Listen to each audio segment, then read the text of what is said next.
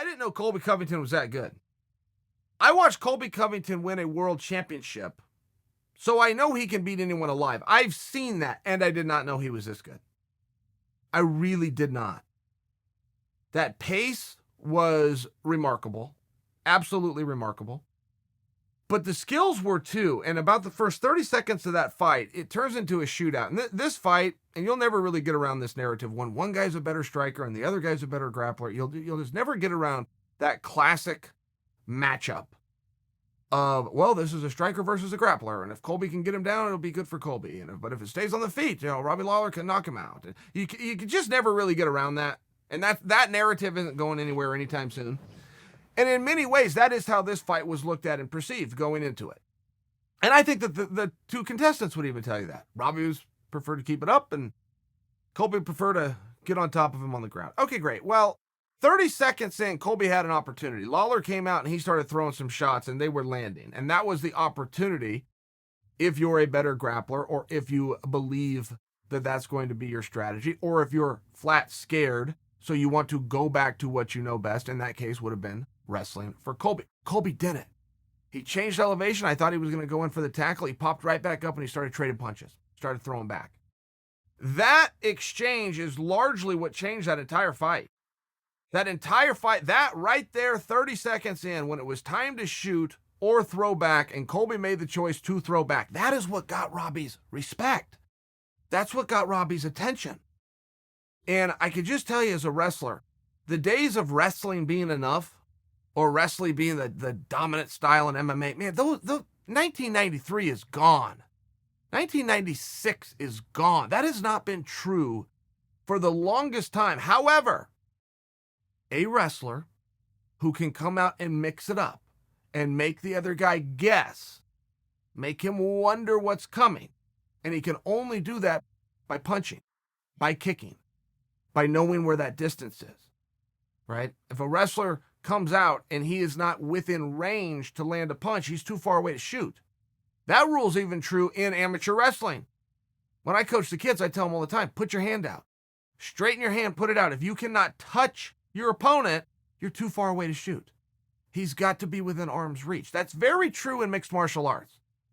So first off, the wrestlers have to have practice. They got to be in the room. They got to be sparring. They've got to be within that range. Secondly, the ones that have major success, George St. Pierre comes to mind, Colby Covington comes to mind, are the ones that are coming out and they're doing just enough of that striking to not only check and make sure that they're in range, but to make their opponent have to respond to it. To force, in this case, Robbie Lawler, to pick his hands up, put his hands up to cover his head and his nose and his eyes and his face that are being assaulted. And that is what opens up the wrestling. But it's something that has to be mixed in.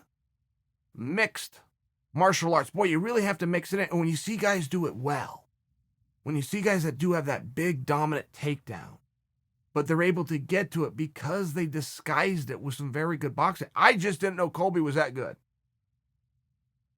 I did not know he could stay on his feet with Robbie Lawler. I mean, that fight, I think Colby had 17 takedowns in that fight, 17 takedowns over 5 rounds. So without even seeing the match, you understand that Colby spent a lot of time on top. That's true. But the part that you'll miss, if you only look at that statistic and didn't see the fight, he did almost an equal part on his feet.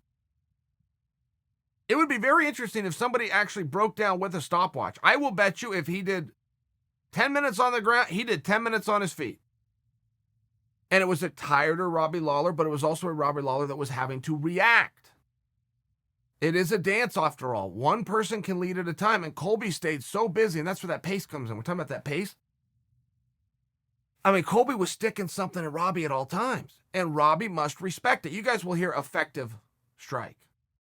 I don't know what effective strike means. I trust that meets some level of definition. I just know I don't like the term because it creates, at least within your imagination, what is doing damage. What was it, an effective strike, or was it just a wasteful strike? It doesn't matter if it's your first day. It doesn't matter if you're a professional.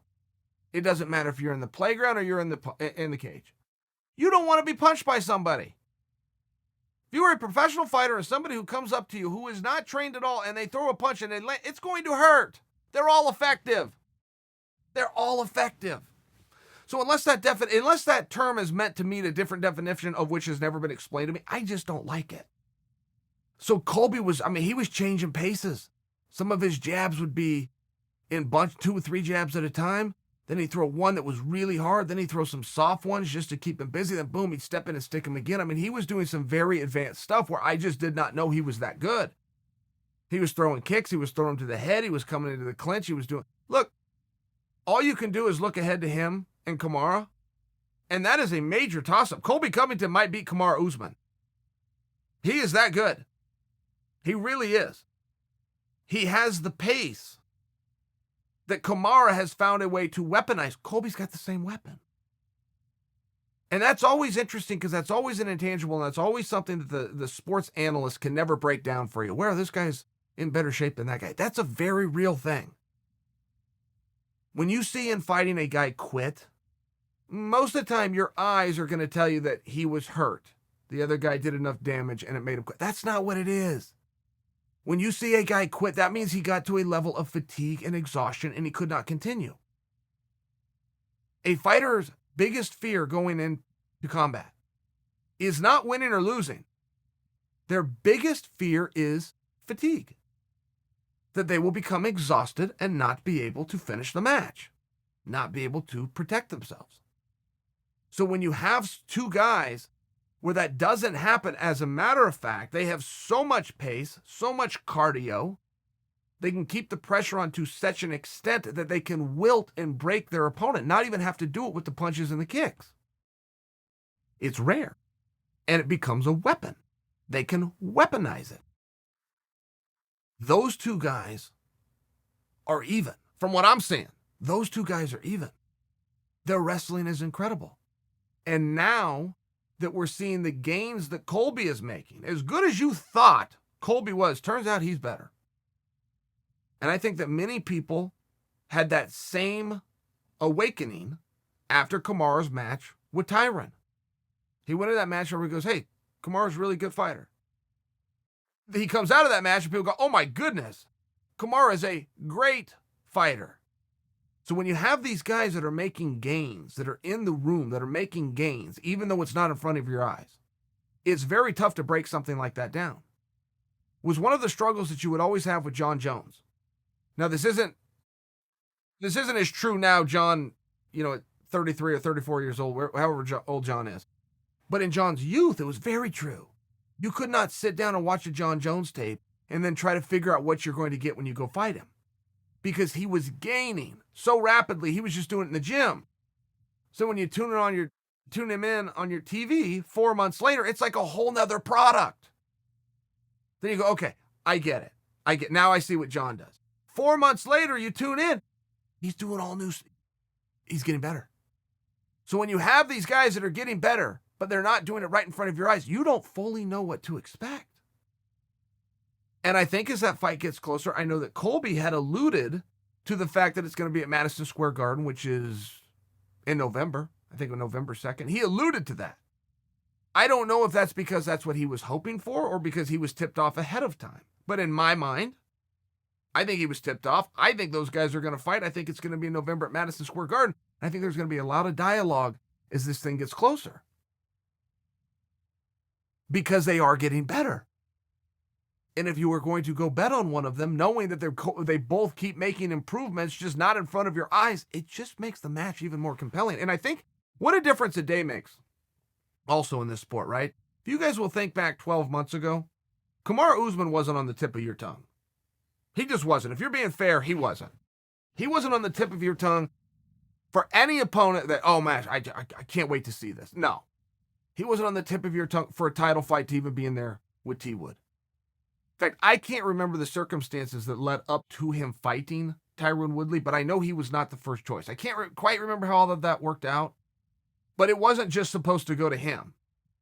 It went to him by default because somebody else said, no, he made the most with the moment. Now, Kamaru Usman, world champion, 16-1, taking on Colby Covington at Madison Square Garden. That will be one of the most sought-after, must-watch matches of the year. It's important. Kamaru kept his head down, took care of his business. He said yes when his phone rang.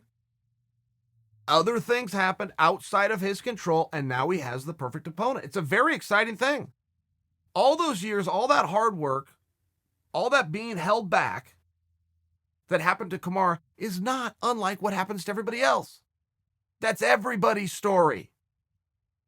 But the landscape changes very quickly. Eventually, you get your opportunity. If you answer that phone and say, yes, good things happen to you, and now, look what just fell in his lap, the perfect opponent. Perfect opponent. It's a win-win all the way around here.